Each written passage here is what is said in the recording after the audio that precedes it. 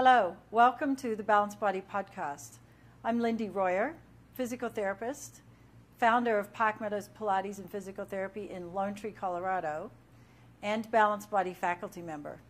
I'm here today with my friend Krista, who's going to help us show you some options for adductor strengthening and balancing, specifically for knee and lower extremity rehabilitation. We're using the trap table today, and as you can see, we already have a long yellow spring sprung from the horizontal bar, and over here we have a short yellow spring sprung from the vertical bar. We've set this up already for Krista's size and limb weight. However, keep in mind that if you have somebody who has a heavier, longer limb, you may want to go to a purple or heavier spring and a red or a blue spring at the other end. We also have Krista already preset, if you will, with the knee strap and the ankle strap. And what we're going to be doing here is we're going to suspend her right leg so that she can start to work her left leg into a deduction. So first of all, we're going to hook up the knee strap. And this is something to be really careful with when you're working with patients who have knee issues.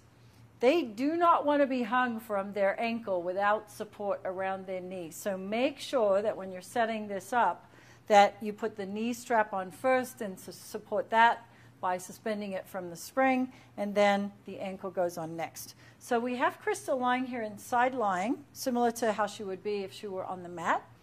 We're aligned from the head through the shoulders, ribs, and pelvis. Her left leg for right now is bent as we get her set up. But pretty soon she's going to be straightening that leg out. Keep in mind as soon as this leg extends that she's actually going to be less balanced. So keeping that left leg for now bent is going to give her a little bit more stability as we go into her setup. We want to make sure that at the waist, between ribs and pelvis, she's in a neutral position. So typically what happens is our patients and students will go into more of a collapse or side bend position, which is clearly not a neutral position in terms of that frontal plane. So we want to make sure that this is lengthened out. If need be, sometimes you might even want to put a small towel roll or something like that underneath the lower part of the waist.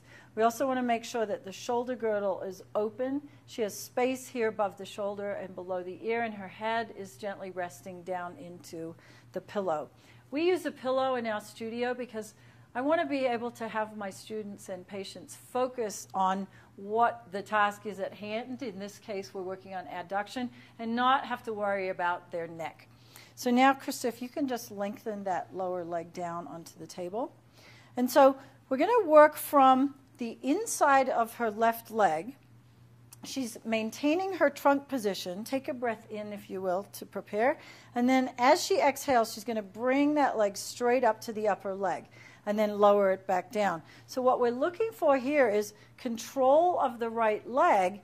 And even though her left leg is moving, there's a lot of work going on here through the right leg and through the pelvis in order to maintain that stability that she's maintaining of the right leg.